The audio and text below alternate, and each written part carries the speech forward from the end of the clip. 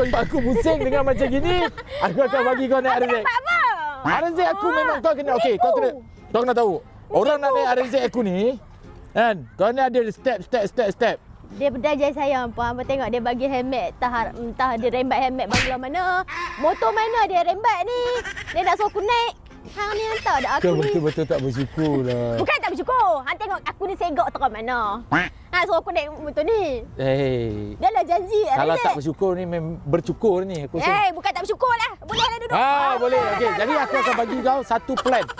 3 kali kau lepas lulus, hari tu kau dah lulus betul KL. Sekarang ni lulus, kalau kau lulus kau boleh pergi ke next step ketiga. Kalau ketiga tu kau lulus, baru yang keempat kau boleh naik RZ aku. Sebab apa RZ aku tak ada siapa pun pernah bawa Hantar dah ni. hang konten hang ni hang pedaji aku hantar dah. Ni kalau aku jatuh parit ni macam mana ni? Tak gerak-gerak. Aku dah tahu. Janganlah gerak. Okey. Jadi kau nak pergi mana? Mana-mana. Apa kata? Mana-mana je lah, jangan pik menemui aja lagi. Apa kata? Apa kata? Aku bawa kau jalan-jalan. Ha. Lepas tu aku nak kau masak untuk aku atas ni. Masuk. Wah nanti ya mana boleh semua masak. Yelah, masak. Kejap lagi aku nak kau masak pula. Okey. Tapi masak bukan konten aku lah. Konten kau lah. Aku tengok start, aku tengok AI masa tu zaman-zaman Kamanda. Oh ya? Kamanda. Lepas tu pergi kat share. Tengok Sambang Kadi, dia kata tak tengok AI ni. Tengok Yelah, aku Kamanda tengok pula. maksudnya aku kan tengok Alif. Aku tengok konten anda ni sebab aku kenal. Ni, hang kata hang tengok. Pakai. Aku rasa lagi sekali Jumaat. Satu Jumaat lagi mampu.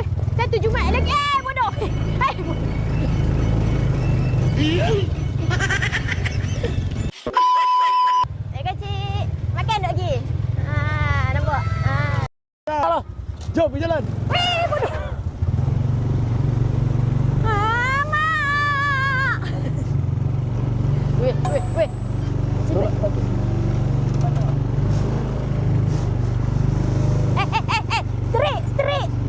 Straight. Ni belah anak orang ni. Mana ni? Nak pergi mana ni? Betul-betul lah. Tu belah anak orang ni. Jatuh longkang.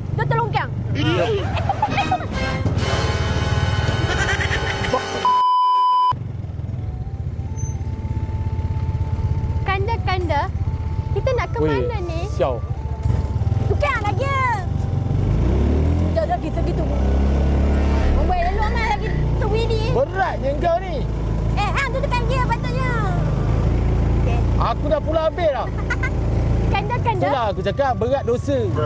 Bukan berat dosa lah. Habis berat apa? Dosa aku dosa hang. Dah timbang sekali lah. Tu Tak, dia takkan timbang. Aku akan jaga dosa kau bila time kau sebumbung dengan aku nanti. Cik, macam pungkong hang.